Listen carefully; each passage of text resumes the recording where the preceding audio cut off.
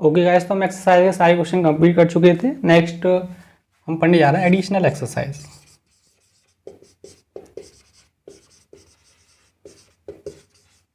तो पहला क्वेश्चन देखिए एडिशनल एक्सरसाइज का। Question number 1। क्वेश्चन नंबर 1 क्या कहता है? The following is the distance time table of an object in motion, time in second, distance in meter. आपको कुछ डेटा दिया हुआ है, यहाँ टाइम है, यहाँ पे डिस्टेंस है। ठीक है, टाइम कितना है? 0, 1, 2, 3, 4, 5, 6 और 7। और डिस्टेंस आपको कितनी दी है? दिस इज 0, 1, 8, क्यू है सबके। This is 9, sorry this is 27, 64, 125, 216 और 343। ठीक है, आप टेबल देख सकते हैं। वो ये कह रहा है what conclusion can be draw about the acceleration, it is constant, increasing, decreasing और ज़ीरो। क्या आपको डिस्टेंस और टाइम के बीच में ये डेटा दिया हुआ है, और वो ये कह रहा है कि आप बताइए कि आप एक्सीलरेशन के बारे में क्या कंक्लूजन निकाल सकते हैं कि जो ऑब्जेक्ट मूव कर रहा है इतने इस पर्टिकुलर टाइम में, डिस्टेंस और टाइम का जो डेटा दिया हुआ है, ये ऑब्जेक्ट मूव कर रहा है, इसका एक्सीलरेशन कांस्टेंट होगा, यूनिफॉर्म होगा, ज़ीरो होगा, इंक्रीज कर रहा है या डिक्रीज कर रहा है, आपको ये बताना है।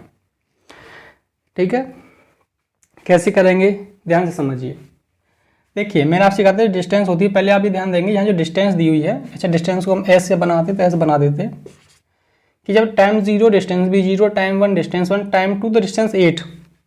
तो जो डिस्टेंस है वो एक्चुअली में टाइम के क्यू पर डिपेंड करती है कि नहीं? टाइम बढ़ता जाएगा तो देखिए डिस्टेंस बढ़ रही है, लेकिन कैसे? क्यू से। देखिए डिस्टेंस यहाँ पर टाइम कितना है? 3, तो डिस्टेंस कितनी? 27 उसका क्यू। टाइम 4 है, डिस्टेंस कितनी? 64 उसका क्यू। तो जो रिलेशन है आपका डिस्टेंस और टाइम का वो क्या है? Distance is directly proportional to Q of the time. अब नीचे लिखेंगे from second equation of motion.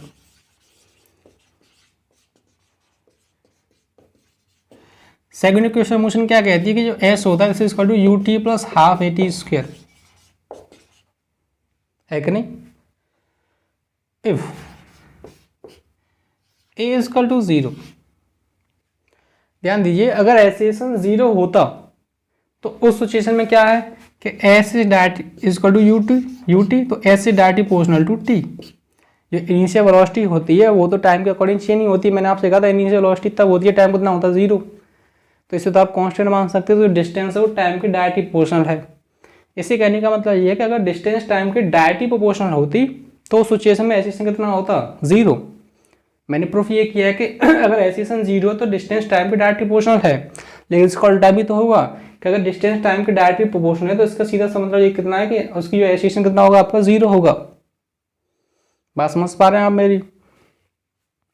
अब लेकिन डिस्टेंस तो टाइम के क्यू के डायरेक्टली प्रोपोर्शनल है। इसका मतलब क्या है कि जो एक्सेलरेशन है वो कभी भी 0 नहीं हो सकता।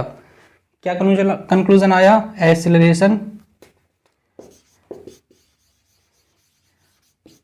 Never be 0।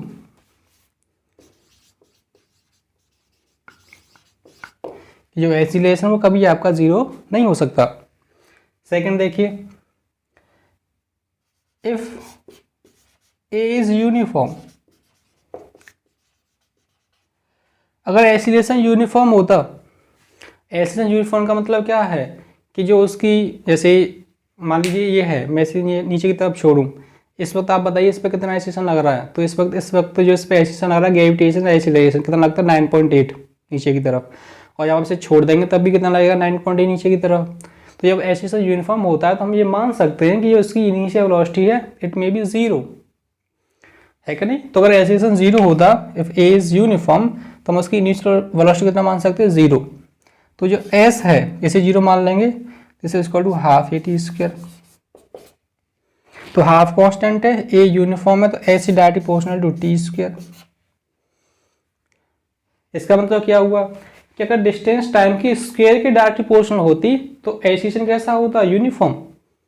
लेकिन जो डिस्टेंस है वो टाइम की स्क्वायर पर नहीं, क्यू पर डिपेंड करती है, और क्यू पर डिपेंड करती है, इसका मतलब एक्सीलरेशन आपका यूनिफॉर्म भी नहीं होगा।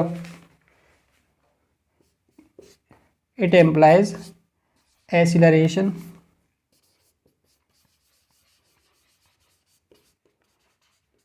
इज नॉट यूनिफॉर्म,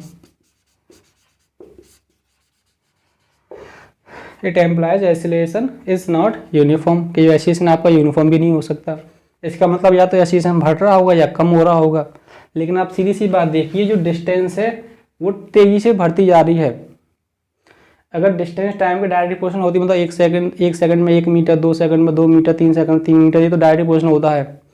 स्क्वायर पे होती तो 1 सेकंड में 1 मीटर, 2 सेकंड में 4, क्योंकि टाइम का स्क्वायर है, 3 सेकंड में 9 क्यू है। तो इसका मतलब डिस्टेंस बढ़ती जा रही है टाइम के अकॉर्डिंग। मोशन नॉन यूनिफॉर्म होगी तो वेलोसिटी क्या बढ़ रही होगी, और वेलोसिटी बढ़ रही होगी तो क्या होगा, एक्सीलरेशन होगा। लेकिन आप देखिए डिस्टेंस तो क्यू पे डिपेंड कर रही है। कि टाइम 2 सेकंड होता है तो डिस्टेंस 4 नहीं सीधा 8 हो जाती है, तो डिस्टेंस तेजी से कवर कर रही है बॉडी, और डिस्टेंस तेजी से कवर कर रही है तो उसकी वेलोसिटी में क्या होगा, तेजी से तो चेंजेस आ रहे होंगे, और वेलोसिटी में चेंजेस बहुत फास्ट आ रहे हैं तो उसका एक्सीलरेशन भी कैसा होगा, बहुत ज़्यादा होगा और वो बढ़ रहा होगा, है कि नहीं। अगर एक्सीलरेशन यूनिफॉर्म होता तो डिस्टेंस का स्क्वायर होता, लेकिन और तेजी से वह है तो एक्सीलरेशन क्या आपका बढ़ता जा रहा है। तो ये क्या शो करती है, तो the data shows acceleration is non-uniform and increasing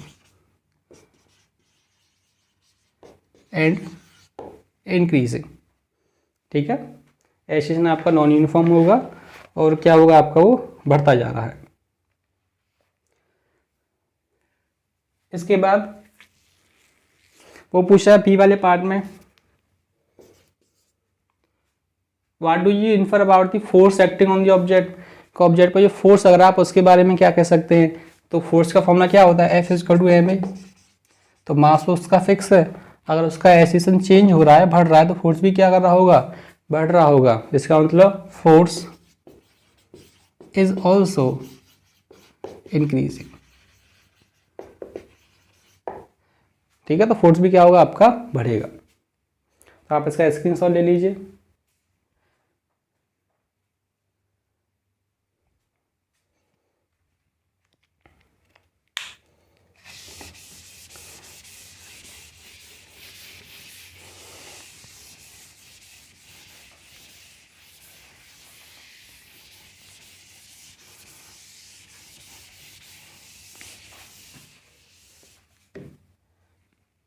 next देखिए एडिशनल एक्सरसाइज में क्वेश्चन नंबर 2 देखिए।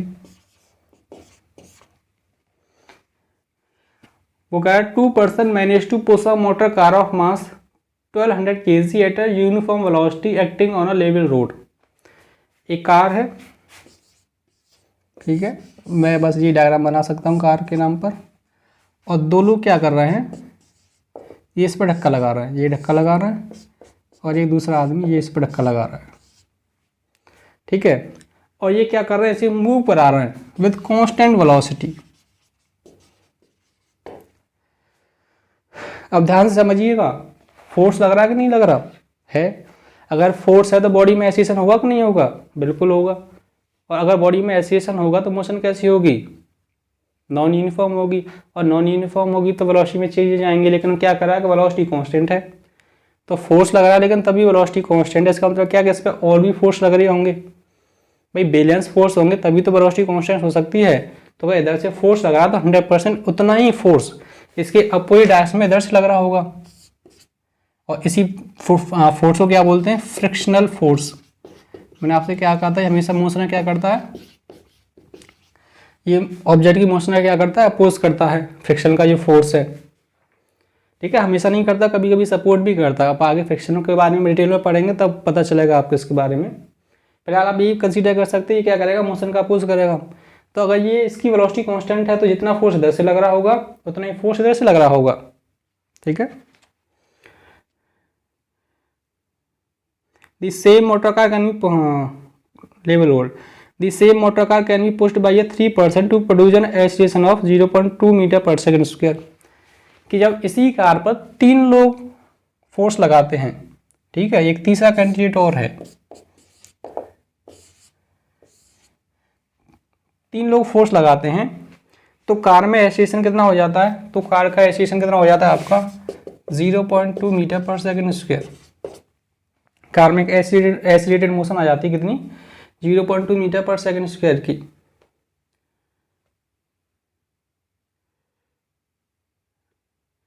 वो कह रहा है with what force does each person push the motor car. तो बताइए हर आदमी इस मोटर कार को कितने फोर्स से पुश कर रहा है। Assume that all person push the motor car with the same force.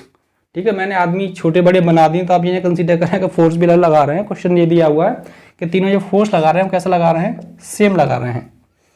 तो देखिए सबसे पहले दो लोग थे, तो दो लोग कितना फोर्स लगा रहे होंगे, 2F। अगर 2F इस गाड़ी पर अकेला फोर्स होता तो ये एसिलेटेड होती कि नहीं होती, लेकिन वो एसिलेटेड नहीं है।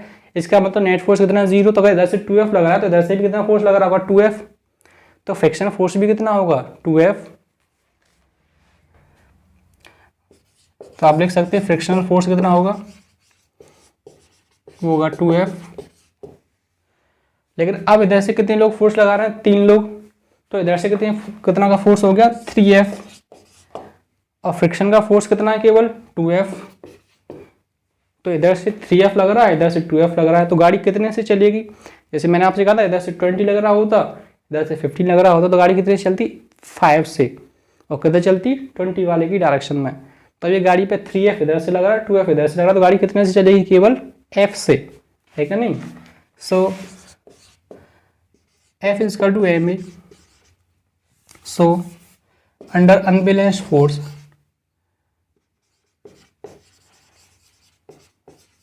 गाड़ी चलेगी अंडर अनबैलेंस्ड फोर्स।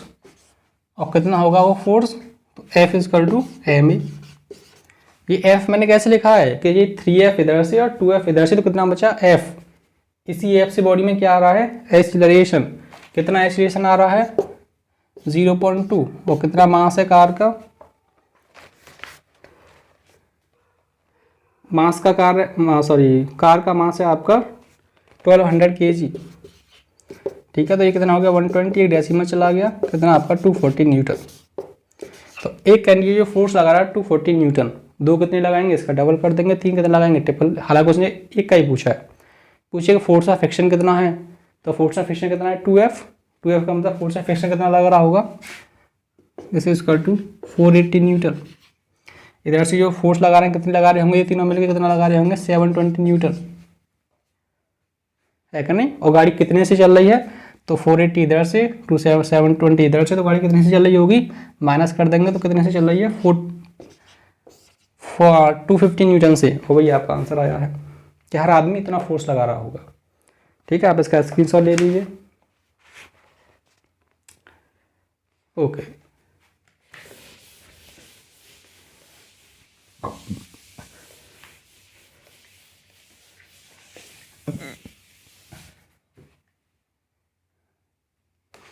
नेक्स्ट देखिए क्वेश्चन नंबर 3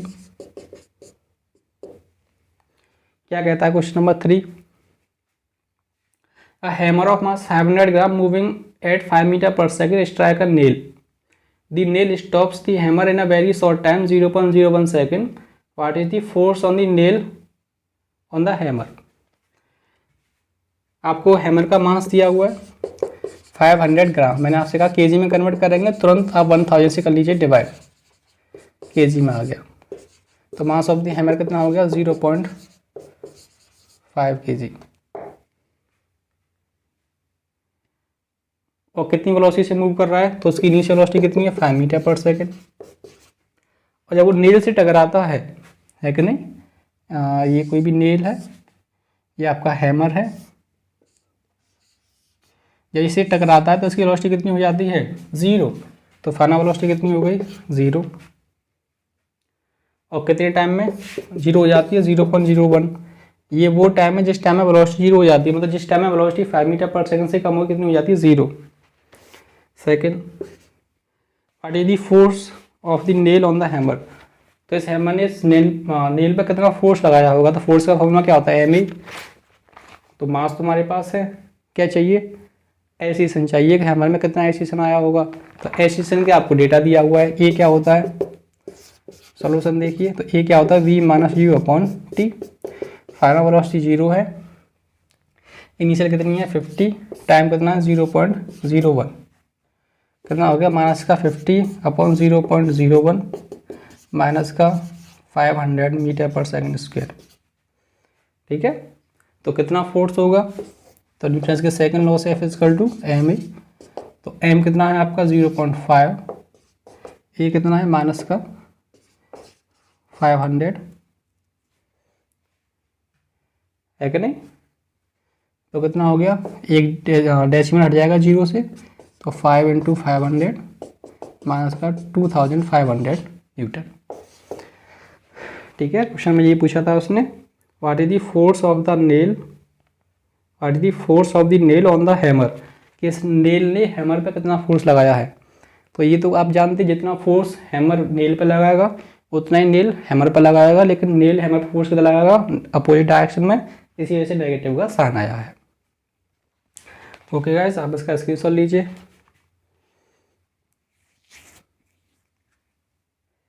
ओके,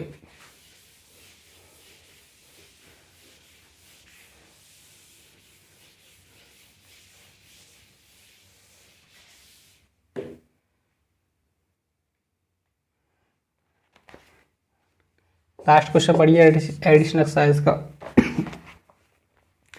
एक मोटर कार है, a motor car of mass 1200 kg is moving along a straight line with a uniform velocity of 90 km per hour। Car का आपको मास दिया हुआ है 1200 kg, उसकी एक इनिशियल वेलोसिटी दी है 90 km पर आवर। मैंने आपसे कहा था मैं इसे मीटर पर सेकंड में कन्वर्ट करेंगे, क्या करेंगे उसके लिए 5/80 से करेंगे मल्टीप्लाई, तो कितनी वेलोसिटी आ गई 25 मीटर पर सेकंड। ठीक है, इस uniform velocity 90 km per hour, its velocity is slowed down at 18 km per hour in 4 second. लेकिन 4 सेकंड में क्या होता है, उसकी जो फाइनल वेलोसिटी कितनी हो जाती है, कम होगी 18 km पर आवर। इसे मीटर पर सेकंड में कन्वर्ट करेंगे, 5/18 से मल्टीप्लाई, कितनी हो गई 5 मीटर पर सेकंड, ये उसकी होगी फाइनल वेलोसिटी।